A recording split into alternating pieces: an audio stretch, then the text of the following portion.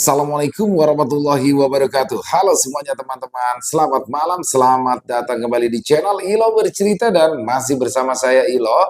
Dimanapun teman-teman berada, semoga teman-teman selalu dalam keadaan sehat walafiat dan berbahagia selalu. Amin, amin, ya robbal alamin. Doa terbaik pokoknya buat teman-teman semua. Dan pada kesempatan malam hari ini, kami akan membawakan satu kisah dari Isyawara Senja. Oh, kisahnya keren banget ya teman-teman. Tapi sebelum kita masuk ke dalam kisahnya, buat teman-teman mungkin yang baru bergabung atau yang sudah lama bergabung tapi lupa nih, ternyata belum diklik tombol subscribe-nya. Ayo, bisa diklik dulu dong tombol subscribe-nya. Jangan lupa lonceng notifikasinya dinyalakan agar teman-teman selalu mendapatkan notifikasi dari konten-konten yang akan kami upload di setiap harinya. Dan untuk channel Lilo Bercerita kami upload setiap hari teman-teman ya, setiap malam jam 9 malam waktu Indonesia bagian Barat. Nggak pakai berlama-lama lagi, nggak pakai berbasa-basi lagi, langsung saja kita masuk ke dalam kisahnya. Kita masuk ke dalam kisahnya. Warung Gado-Gado Ratna.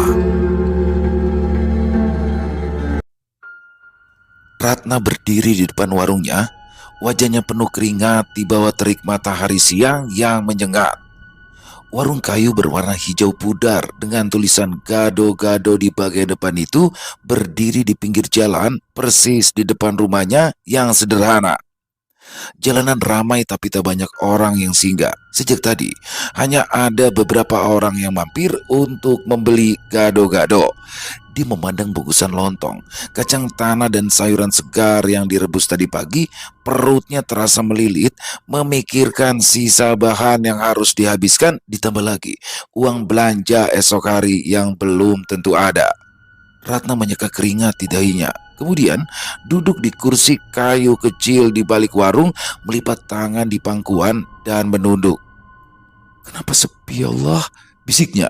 Matanya memerah, menahan tangis yang selalu datang tiap kali memikirkan nasibnya dan keluarganya. Sudah seminggu ini, dagangan tak kunjung ramai. Hanya sekedar cukup untuk membeli beras juga sedikit lauk. Pikiran Ratna melayang ke rumah kecil di belakang warungnya. Suaminya, Agus, sedang duduk di ruang tamu sambil memandang televisi. Pekerjaan sebagai tukang bangunan yang tak menentu membuat Agus sering menganggur.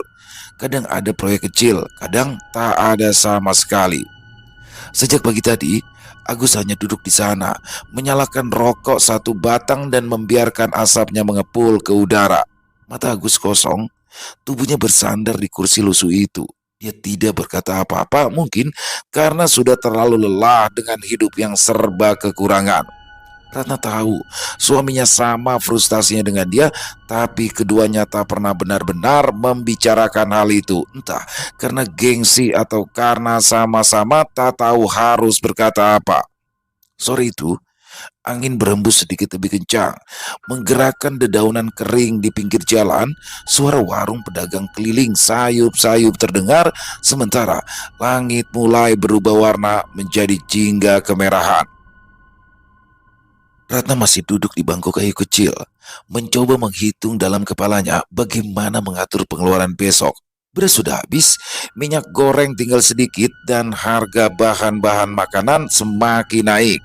Kalau sampai besok dagangannya tetap sepi, dia benar-benar tak tahu harus bagaimana lagi. Tiba-tiba saja, suara motor terdengar dari kejauhan, mendekat perlahan. Ratna menoleh dengan harapan. Matanya berbinar sedikit saat melihat pengendara motor itu berhenti tepat di depan warungnya. Seorang pria parubaya dengan helm yang sudah kusam dan jaket kulit yang warnanya mulai pudar. "Bu, gado-gadonya satu ya," katanya dengan ramah. Ratna segera bangkit dari duduknya. Tangannya terampil menyiapkan pesanan. Dia menakar bumbu kacang, mengaduk dengan semangat yang baru. "Langsung makan di sini atau dibungkus, Pak?" tanyanya dengan nada yang lebih ceria, walau hatinya masih menanggung beban. "Dibungkus saja, Bu. Anak saya suka banget sama gado-gado," jawab pria itu sambil duduk di kursi plastik menunggu. Ratna tersenyum tipis, hatinya sedikit lega karena setidaknya masih ada orang yang menyukai dagangannya. Setelah menyerahkan bungkusan gado-gado, pria itu pergi, meninggalkan Ratna dengan 2 lembar uang 5 ribuan yang terasa seperti secercah harapan di hari yang suram. Ratna duduk lagi di bangku kayunya, memandang kosong ke jalanan yang mulai gelap. Lampu-lampu jalan mulai menyala satu persatu. Beberapa rumah di sekitaran mulai menutup pintu mereka di dalam rumah. Suara batuk Agus terdengar. Ratna tahu suaminya masih duduk di sana, menghabiskan waktu di depan televisi yang lebih sering menampilkan gambar buram karena antena yang sudah rusak. Dia ingin sekali bicara pada suaminya, mungkin tentang mencari pekerjaan tambahan atau mencoba hal baru untuk dagangannya. Tapi dia takut. Agus, meskipun bukan pria kasar, adalah tipe yang mudah tersinggung jika soal uang dibahas. Ratna hanya bisa mengeluh pada dirinya sendiri. Malam semakin larut. Akhirnya Ratna mulai membereskan warung. Sayuran-sayuran yang tidak habis disimpan seadanya, walau esok hari pasti tidak lagi segar. Setelah itu, dia masuk ke rumah dengan langkah lelah, langsung menuju dapur untuk mengecek sisa beras. Cuma tinggal sedikit, cukup untuk masak besok pagi saja. Agus mendekat, berdiri di ambang pintu dapur dengan tangan dimasukkan ke saku celana. Sepi lagi ya? Tanyanya tanpa menatap langsung ke arah Ratna. Ratna mengangguk, mengaduk nasi di dalam rice cooker yang juga sudah mulai usang. Iya, cuma laku beberapa porsi. Agus tidak berkata apa-apa lagi. Ning sejenak menyelimuti rumah kecil itu. Mereka berdua tahu apa yang harus dibicarakan, tapi keduanya memilih diam. Mungkin takut saling menyakiti dengan kata-kata, mungkin juga karena tahu bahwa semua jawaban sama. Mereka sedang terjebak dalam lingkaran kesulitan yang belum ada jalan keluarnya. Beruntung, mereka tidak harus memikirkan anak karena setelah 10 tahun menikah, Ratna belum diberikan titipan anak. Mungkin ini anugerah. Kalau sudah punya anak, entah bagaimana nanti menyekolahkannya.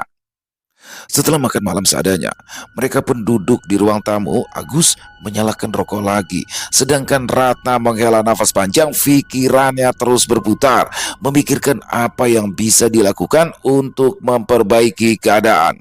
Dia berpikir untuk mencoba membuat promosi kecil-kecilan, mungkin menambah menu atau memberikan diskon. Tapi itu pun butuh modal. Sementara uang yang ada bahkan tidak cukup untuk menutup kebutuhan sehari-hari. Besok aku coba keliling kampung ya. Mungkin kalau aku yang datengin rumah-rumah, gado-gadonya bisa lebih laku, kata Ratna mencoba optimis. Agus mengangguk pelan. Dia tahu istrinya sedang berusaha sekuat tenaga, tapi dia sendiri tak bisa menawarkan banyak bantuan. Pekerjaannya sebagai tukang bangunan tak menentu. Kalaupun ada, bayaran yang diterima sering kali terlambat. Saat Ratna berbaring di atas kasur tipis mereka, matanya memandang langit-langit yang mulai retak di beberapa bagian. Air matanya menetes perlahan, tak bisa lagi dibendung. Dia berusaha menahan isak tangis agar Agus yang sudah tertidur di sebelahnya tidak terganggu. Keesokan paginya, Agus duduk di teras rumah, mengamati sekeliling dengan tatapan yang sedikit lebih tajam dari biasanya. Di samping rumah, ada sebuah pohon nangka besar berdiri kokoh, cabang-cabangnya menjulang tinggi dan rimbun. Daun-daun hijau gelap menutupi sebagian besar pandangan ke arah jalan, menciptakan bayangan sejuk yang melindungi warung Ratna dari terik matahari. Tapi bagi Agus, pohon itu bukan sekedar peneduh, melainkan masalah. Agus bangkit dari kursinya, rokok yang hampir habis ia buang ke tanah, lalu diinjaknya dengan cepat. Dia berjalan menuju samping rumah, mendekati pohon nangka yang diam-diam sudah lama menjadi beban pikirannya. Batangnya besar dan juga kokoh, lebih besar dari pelukan orang dewasa. Buah-buah nangka bergelantungan di beberapa cabangnya, menunggu matang. Pohon itu telah lama menjadi bagian dari rumah mereka, memberikan keteduhan. Buahnya bisa untuk dimakan bersama keluarga. Pohon ini nih yang bikin warung jualan istriku gak kelihatan dari jalan, gumam Agus pelan sambil memegang salah satu cabang yang rendah. Dia melihat ke arah warung Ratna yang hanya beberapa meter dari tempatnya berdiri, sebagian besar tersembunyi di balik dedaunan lebat. Agus kembali ke teras menemukan Ratna yang sedang duduk di bangku kayu kecil mengupas bawang putih untuk bumbu gado-gadonya. Dia menatap istrinya sesaat, memikirkan cara terbaik untuk mengungkapkan idenya. Setelah menarik nafas panjang, ia pun membuka suara. Ratna, panggillah singkat. Ratna menoleh sambil terus melanjutkan pekerjaannya. Ya, Agus melipat tangannya di dada, memandang ke arah pohon nangka. Aku rasa kita perlu menebang pohon ini. Ratna tertegun sejenak. Tatapannya beralih ke arah pohon nangka yang sedang dibicarakan suaminya. Ditebang? Kenapa? Agus berjalan mendekati warung, menunjukkan ke arah jalan yang tertutup oleh bayangan pohon.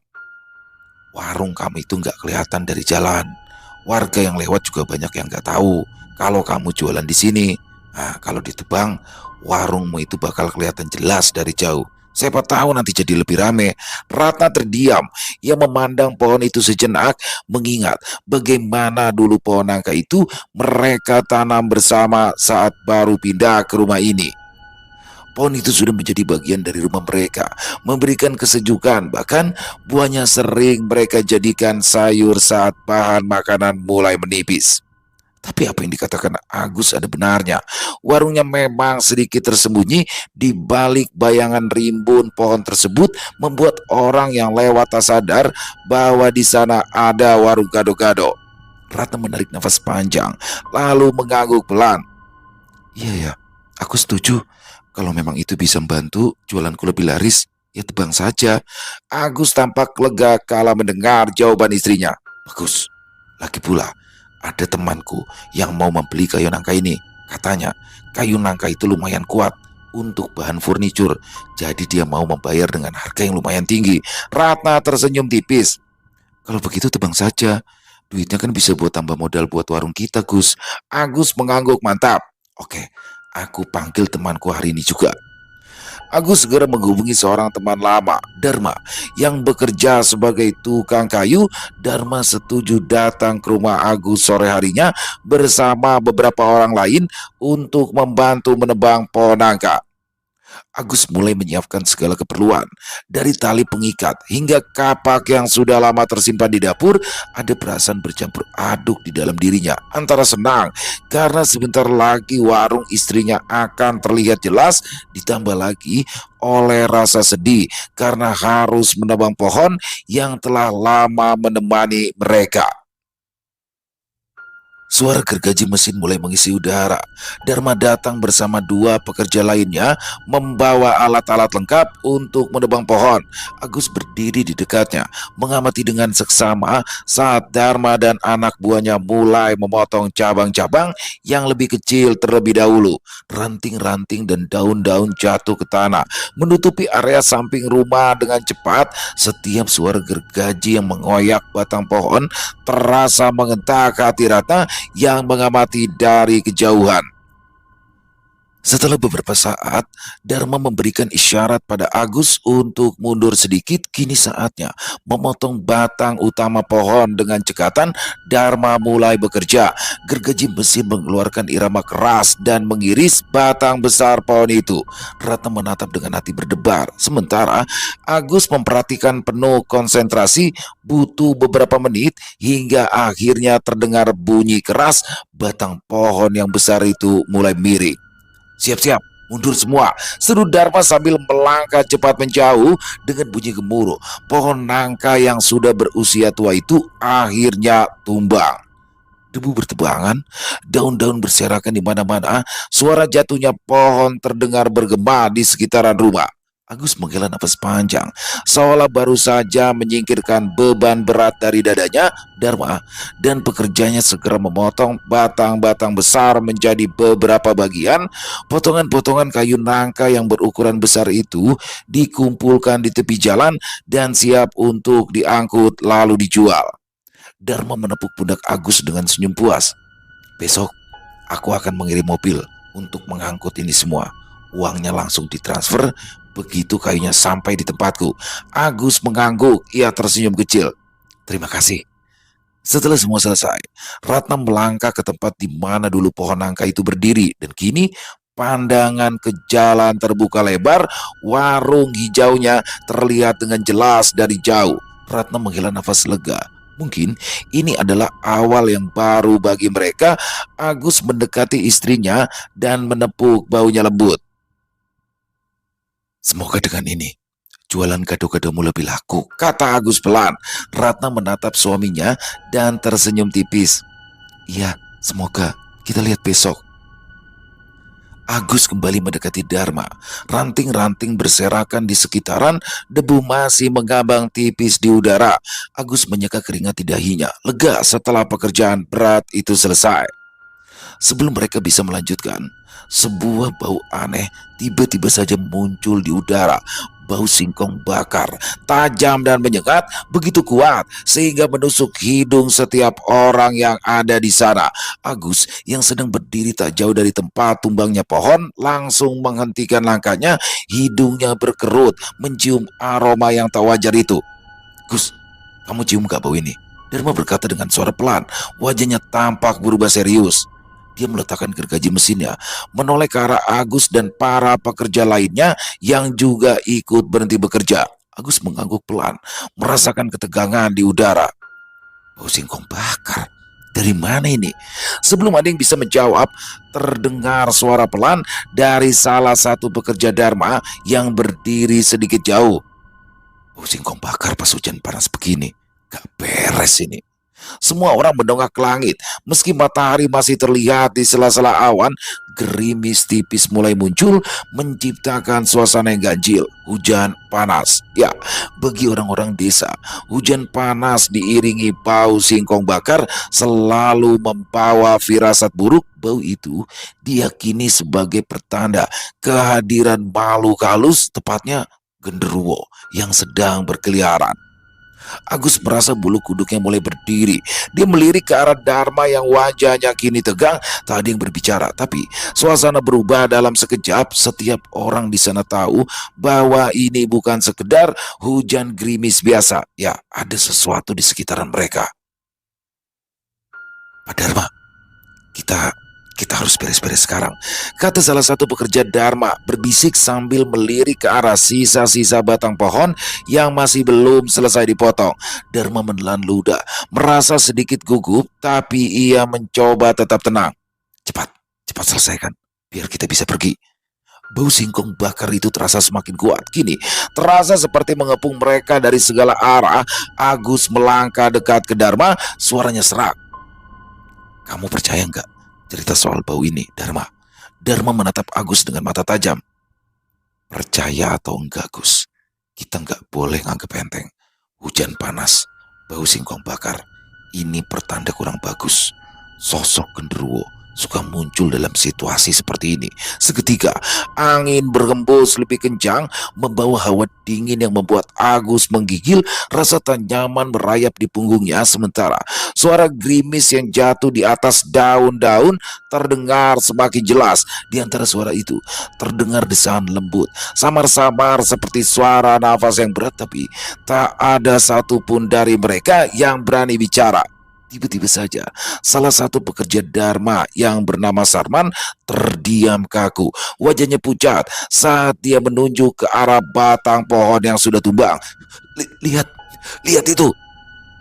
Semua mata tertuju ke arah yang ditunjuk Sarman. Di dekat batang pohon yang besar, di antara sisa-sisa ranting dan daun, samar-samar terlihat sosok hitam yang berukuran sangat besar. Mata merah menyala terlihat di tengah sosok itu, memandang mereka dengan tatapan tajam. Sosok itu berdiam diri seperti sedang mengawasi. Agus merasa nafasnya terhenti. "Apa itu?" Tadi menjawab Dharma yang biasanya tenang terlihat gemetar. "Kita harus pergi sekarang," serunya tiba-tiba. Suaranya nyaris panik. Tanpa perlu diperintah dua kali, semua orang mulai bergerak cepat. Mereka meninggalkan alat-alat mereka, berlari menuju rumah Agus. Hujan yang semula hanya gerimis, kini berubah menjadi lebih deras, menambah rasa tegang yang semakin meningkat. Bau singkong bakar semakin tajam, seolah mengejar mereka di sepanjang jalan. Begitu sampai di teras rumah, mereka semua terdiam, terengah-engah dan basah kuyup. Tak ada satupun yang berani bicara untuk beberapa saat. Agus menatap ke arah batang pohon yang sudah tumbang. Sosok hitam tadi sudah tak terlihat lagi, tapi perasaan takut masih menyelimuti semua orang.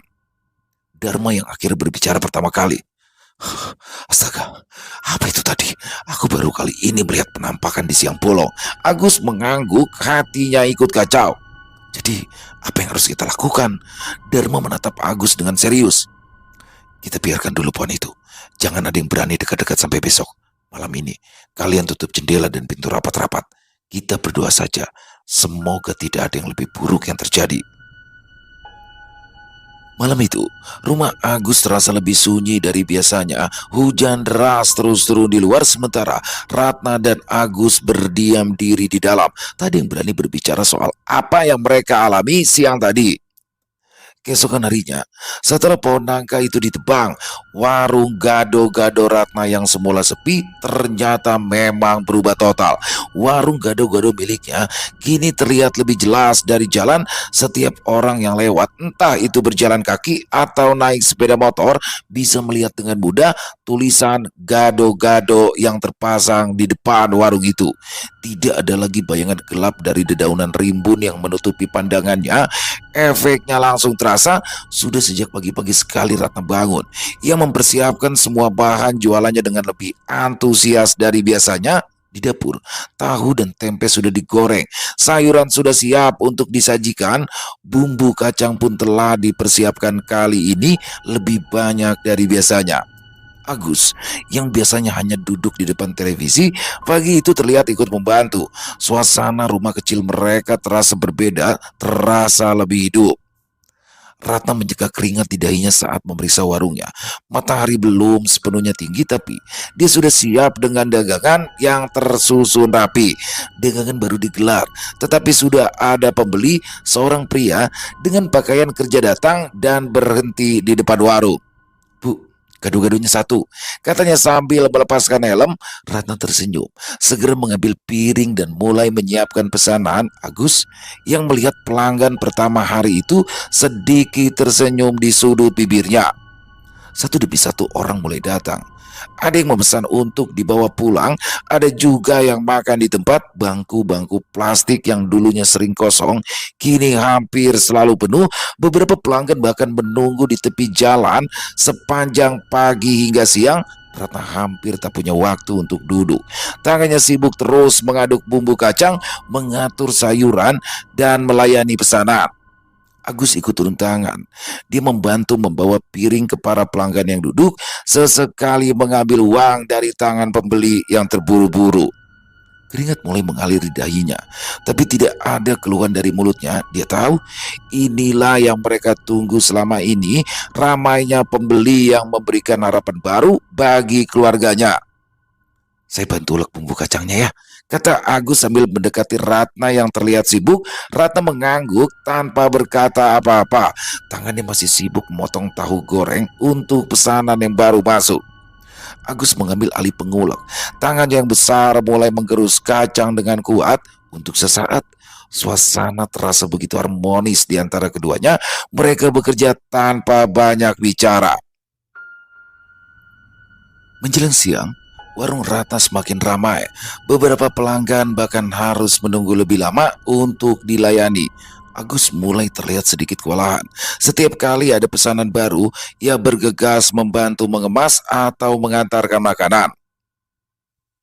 Ratna sesekali melemparkan pandangan lega ke arah suaminya yang tidak lagi hanya berpangku tangan. Alhamdulillah ya, warungmu jadi rame, kata Agus di sela-sela kesibukannya. Ratna hanya tersenyum tipis, tangannya sibuk meracik pesanan. Sekitar jam 2 siang, dagangan hampir habis. Sisa bahan sudah sangat menipis. Ini adalah kejadian yang belum pernah terjadi sebelumnya. Biasanya, menjelang sore, sayuran dan bumbu kacang masih tersisa banyak. Hari itu, warung Ratna berhasil menjual lebih dari 2 kali lipat daripada hari biasanya. Sore harinya, ketika pelanggan terakhir pergi, Agus dan Ratna duduk di depan rumah mereka. Keduanya tampak lelah, ada senyum puas dari wajah mereka. Agus menyalakan sebatang rokok, mengembuskan asapnya perlahan ke udara, sementara Ratna duduk sambil menghitung uang yang baru saja mereka dapatkan.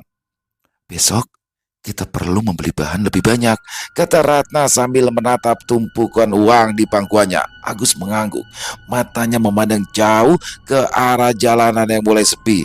"Iya, dan mungkin aku juga harus membuat beberapa kursi tambahan lagi.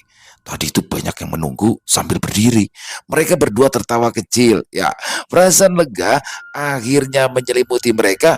Apa yang tadinya terasa seperti lingkaran kesulitan tanpa akhir kini mulai menunjukkan jalan keluar. Agus mematikan rokoknya. Lalu ia menatap Ratna. "Kamu capek?" Ratna mengangguk sambil tersenyum kecil. "Capek, tapi senang." Agus tersenyum. "Besok kita harus kerja lebih keras lagi. Siapa tahu nanti kita bisa punya warung yang lebih besar." Selepas Isya, Ratna sudah hampir tak sanggup lagi. Setelah seharian melayani pembeli tanpa henti di warungnya, tubuhnya terasa begitu lelah. Selesai makan malam, ia berjalan gontai menuju kamar. Tanpa banyak bicara, dia langsung rebahan di atas kasur tua mereka. Suasana rumah yang sudah sepi semakin menambah rasa kantuknya. Agus masih duduk di ruang tamu, menonton televisi dengan volume yang dipelankan. Malam ini, Ratna terlalu lelah untuk berbicara, apalagi bercerita panjang lebar tentang warung mereka yang semakin ramai. Matanya mulai terpejam, tubuhnya terasa berat di atas kasur saat hampir terlelap terdengar suara pintu kamar dibuka perlahan. Ratna mendengar langkah kaki mendekat dan kemudian merasakan kasur sedikit bergerak saat Agus duduk di sampingnya. Ia tidak peduli karena sudah sangat mengantuk. Tapi tiba-tiba ia merasa tangan suaminya menyentuh baunya dengan gerakan yang tak biasa, kasar dan tergesa-gesa. "Ratna," Agus berkata pelan, hampir berbisik. Ada nada aneh di suaranya membuat bulu kuduk Ratna berdiri. Dia mengulurkan tangannya, mencoba menarik tubuh Ratna mendekat. Ratna setengah sadar, ia menggeliat dengan malas. "Aku capek, Mas. Besok aja ya." Suaranya lemah. Agus tidak berhenti. Sentuhannya makin kuat. Tangannya mencengkram lengan Ratna dengan erat, menarik tubuhnya lebih dekat. "Mas, jangan, Mas." Ratna mulai berasa ada yang tidak beres. Agus bukanlah tipe suami yang kasar, apalagi memaksa. Selama ini dia selalu lembut dan mengerti ketika Ratna sedang lelah. Tapi malam ini perilakunya sangat berbeda. Nyaris tak dikenali, Ratna mencoba memberontak, berusaha melepaskan cengkraman tangan suaminya. Ia menoleh lalu menatap Agus. Ada yang aneh dengan wajah suaminya malam itu. Matanya terlihat redup, seperti tidak bercahaya, dan wajahnya tampak kaku. Nafas Agus terdengar lebih berat daripada biasanya, hampir seperti orang yang sedang menahan emosi. "Mas, apa-apaan sih kamu?" seru Ratna setengah panik. Tubuhnya meronta, mencoba melepaskan diri. Semakin kuat ia melawan, maka semakin keras cengkraman Agus di lengannya. Ketakutan mulai merayap di dalam diri Ratna. Sesuatu tentang sikap suaminya terasa janggal, sangat janggal. Ini bukanlah Agus yang ia kenal, bukan pria yang selama ini bersamanya. Sebuah firasat buruk mulai melintas di benaknya. Dan tanpa berpikir panjang, Ratna mulai membaca ayat kursi dalam hati, berharap ada pertolongan dari Yang Maha Kuasa. Saat bacaan itu keluar dari mulut Ratna, tiba-tiba saja suasana di kamar itu berubah. Agus yang tadi mencengkrama dengan kuat mulai mundur, tatapannya menjadi liar, matanya semakin tidak fokus. Tiba-tiba saja angin kencang berembus dari arah jendela yang tertutup rapat. Jendela itu bergetar, lalu terbuka dengan keras seolah ada kekuatan besar yang menghantamnya. "Mas, apa yang terjadi?" Ratna berteriak kaget, tapi suaminya itu tidak menjawab. Wajahnya berubah pucat, tubuhnya terlihat bergetar. Angin semakin kencang berembus masuk ke dalam kamar, membuka tirai-tirai beterbangan. Di tengah kekacauan itu, tubuh Agus perlahan memudar seperti bayangan yang terkena sinar matahari. Ratna terdiam sejenak, nafasnya tertahan. Ia melihat dengan mata kepalanya sendiri bagaimana tubuh suaminya itu perlahan-lahan menghilang di depan matanya. Dalam hitungan detik, Agus lenyap tanpa jejak, meninggalkan Ratna seorang diri di dalam kamar yang kini dipenuhi angin dingin dan gemuruh yang tidak wajar. Jendela kamar yang terbuka kencang terus berderit, dan suara angin mendesing membuat suasana semakin mencekam. Ratna tertegun, jantungnya berdetak begitu cepat. Apa yang baru saja terjadi? Dia yakin tadi itu adalah Agus, tapi bagaimana mungkin suaminya tiba-tiba menghilang begitu saja? Dengan gemetar, Ratna beranjak dari kasurnya. Ia melangkah menuju jendela yang masih terbuka lebar, lalu menutupnya dengan cepat. Kepalanya dipenuhi dengan pertanyaan-pertanyaan yang tak terjawab. Dia mencoba berpikir jernih, tapi kejadian barusan terlalu aneh dan di luar akal sehatnya. Ratna masih gemetar ketika dia memutuskan untuk keluar dari kamar. Jantungnya berdegup kencang, pikirannya penuh pertanyaan yang tak terjawab. Siapa yang tadi ada di kamar bersamanya? Apa yang terjadi dengan jendela yang tiba-tiba saja terbuka lebar? Dengan langkah pelan, ia mendorong pintu kamar lalu menuju ruang tamu. Di ruang tamu, Agus tampak duduk dengan santainya, asyik menonton pertandingan sepak bola yang ada di televisi. Ratna terkejut melihat betapa tenang suaminya, seolah-olah tidak ada yang terjadi. Dia berdiri sebentar di ambang pintu, mengamati Agus yang tertawa senang ketika tim kesukaannya hampir mencetak gol. "Mas," suara Ratna pelan sedikit gemetar, tapi cukup untuk membuat Agus menoleh. "Ya, kenapa?" Agus menjawab tanpa mengalihkan pandangan sepenuhnya dari layar televisi. Ratna menelan ludah, berusaha mencari kata-kata yang tepat. Dia mendekati suaminya, merasa cemas dan juga bingung. Mas tadi masuk kamar nggak?" Agus menoleh lebih serius. Ia jelas bingung dengan pertanyaan itu. "Enggak, aku dari tadi di sini nonton bola." "Ada apa memangnya?" Jawaban itu membuat dada Ratna seketika terasa kosong. Rasanya tubuhnya mulai melemah, lututnya bergetar sehingga dia harus duduk di kursi dekat Agus. Matanya terpaku pada suaminya, tidak percaya dengan apa yang barusan terjadi. Jika memang Agus di sini sepanjang waktu lalu, siapa yang tadi bersamanya di kamar?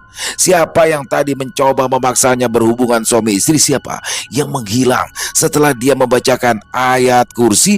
Ratna menunduk, tangannya gemetar memegangi pinggiran kursi. Agus mengernyit, wajahnya menunjukkan keprihatinan. "Loh, kamu kenapa? Kok wajahnya pucat sekali?" Agus sekarang benar-benar memperhatikan istrinya. Suaranya terdengar lebih khawatir.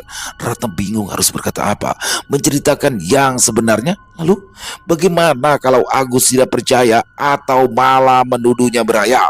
Tapi apa yang barusan terjadi terlalu nyata untuk diabaikan. "Kayaknya aku cuma kecapean aja, Mas," jawab Ratna pada akhirnya, berusaha menenangkan dirinya sendiri. "Mungkin karena tadi kebanyakan berdiri di warung, jadi aku berhalusinasi yang tidak-tidak." Agus mengangguk meskipun masih tampak sedikit bingung. "Ya sudah, istirahat saja. Nanti aku susul ya." Sejak kejadian malam itu, hidup Ratna tak lagi tenang. Bayangan sosok yang mirip suaminya itu terus saja menghantui. Teror pun datang silih berganti, terutama ketika Agus sedang tidak di rumah. Setiap malam, hawa di rumah berubah dingin dan berat, seolah ada orang yang mengawasi setiap gerakannya. Teror paling berat muncul ketika Agus harus pulang larut malam karena ada urusan pekerjaan.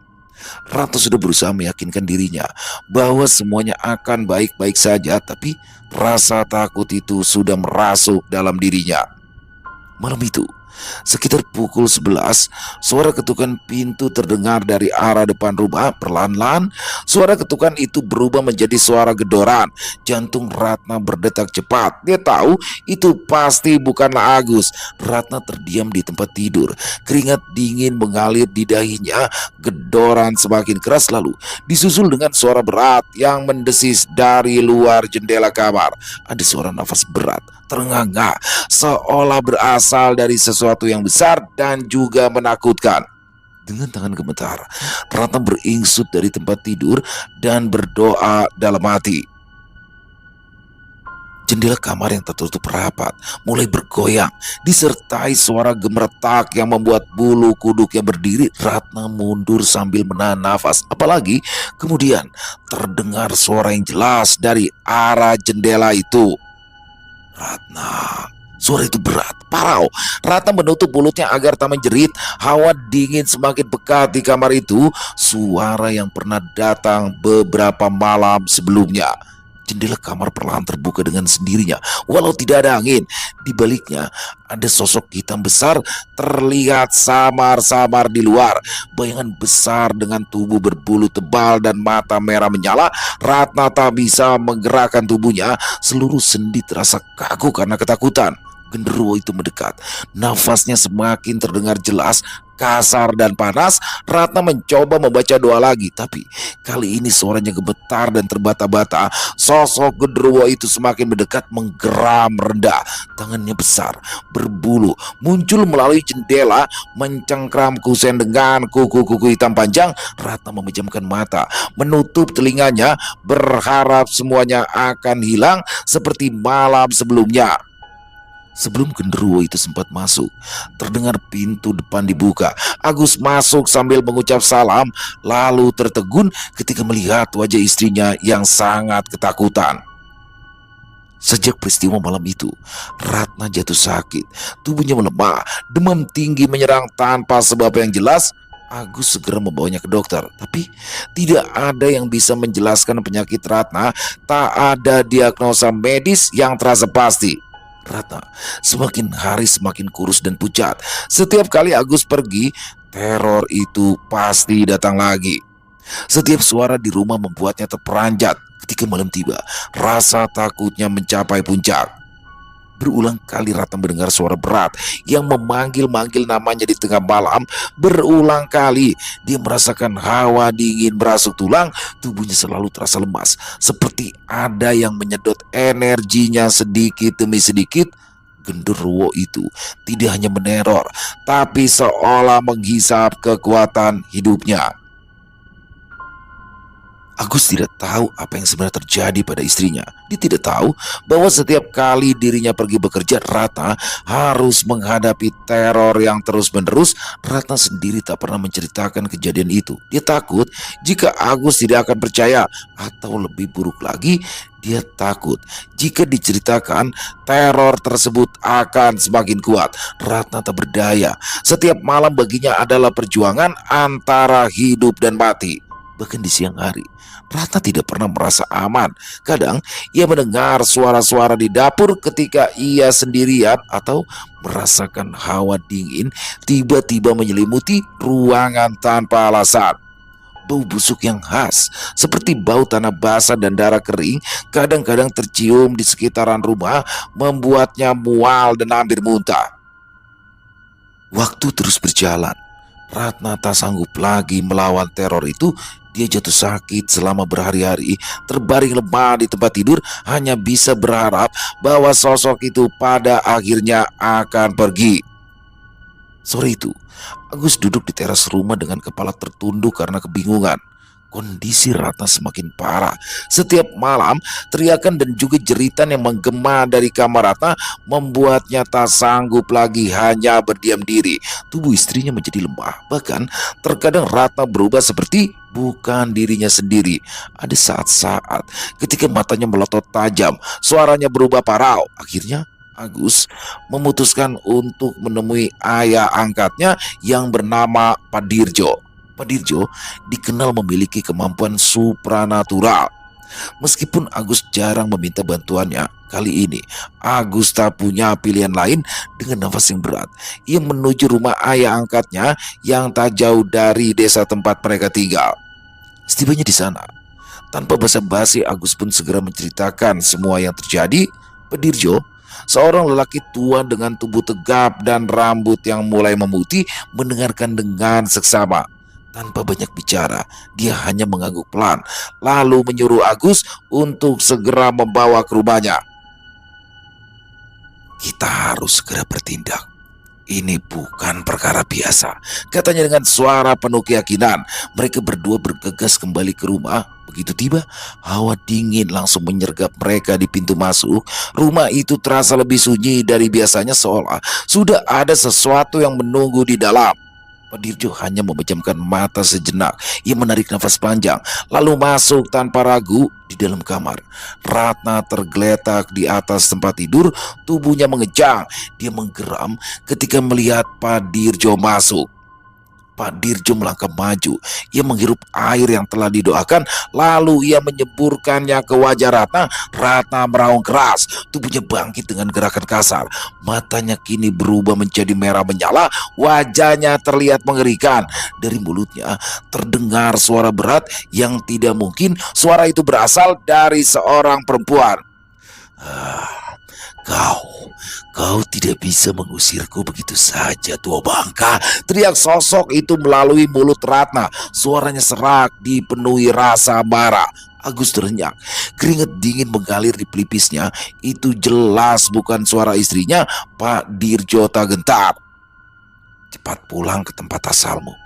Jangan mengganggu menantuku, kata Pak Dirjo. Matanya menatap tajam ke arah Ratna. Sosok yang memasuki Ratna itu menggeram keras. Tubuh Ratna bergetar hebat. Aku hanya mau pulang kalau diantar oleh dia.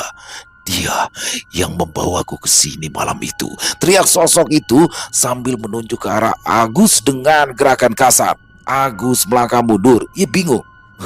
Kapan? Maksudnya apa ini? Gumam dalam hati. Pak Dirjo hanya melirik sekilas ke arahnya, seolah tahu persis apa yang terjadi. Kamu pernah memungut barang yang bukan milikmu saat berada di luar rumah? Agus menggeleng lalu tertegun. Ya, dia baru ingat. Sebulan yang lalu, ia pergi memancing karena bosan berdiam diri di rumah. Agus lalu menunjuk ke lemari tua. Waktu itu aku cuma memungut cincin tua, Pak.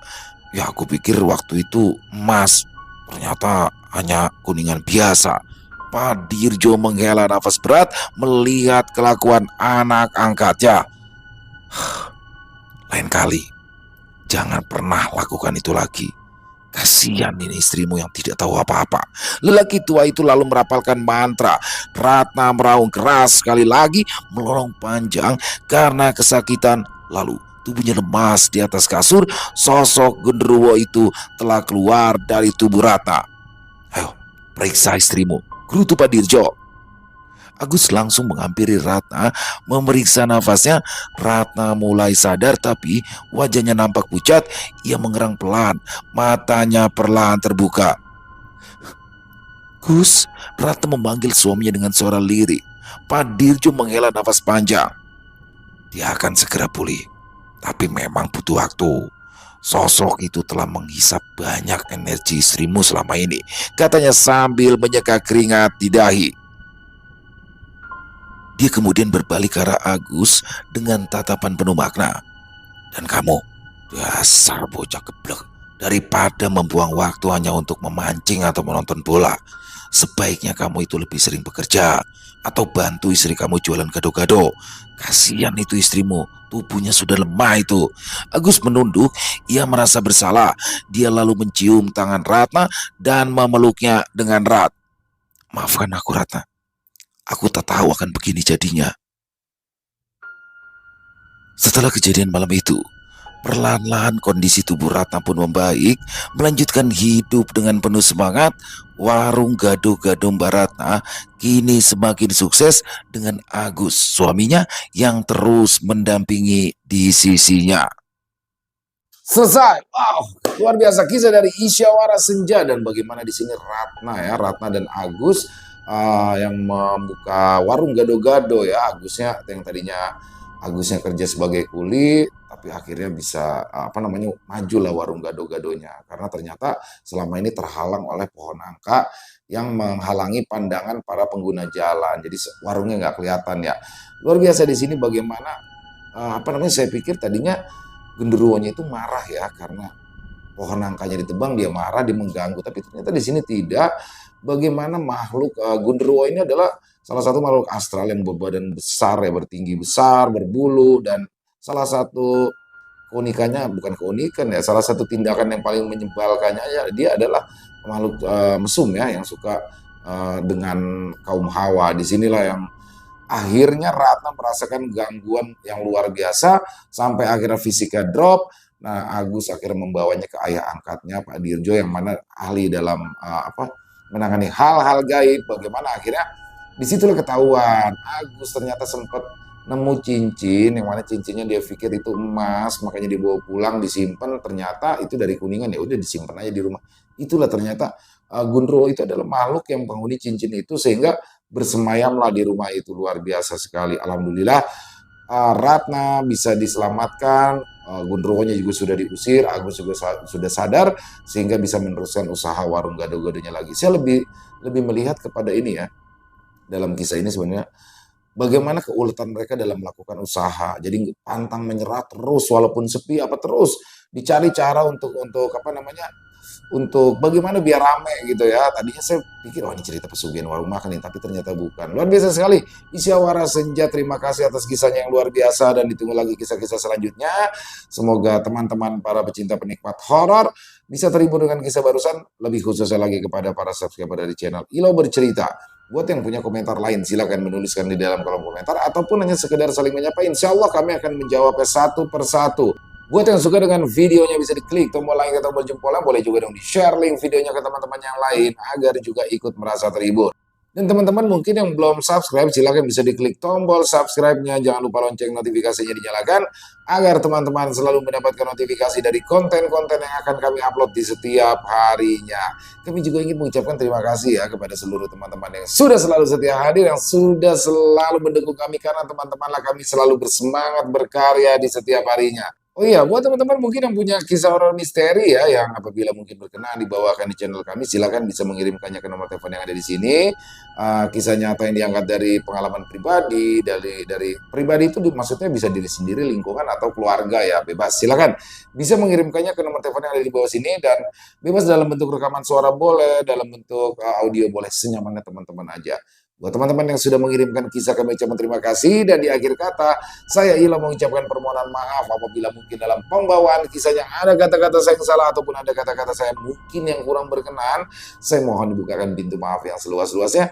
Sampai berjumpa lagi di konten-konten kami selanjutnya yang pasti tidak kalah serunya, yang pasti tidak kalah horornya. Masih bersama saya Ilo di channel Ilo Bercerita. Salam sehat bahagia selalu untuk kita semua. Wassalamualaikum warahmatullahi wabarakatuh.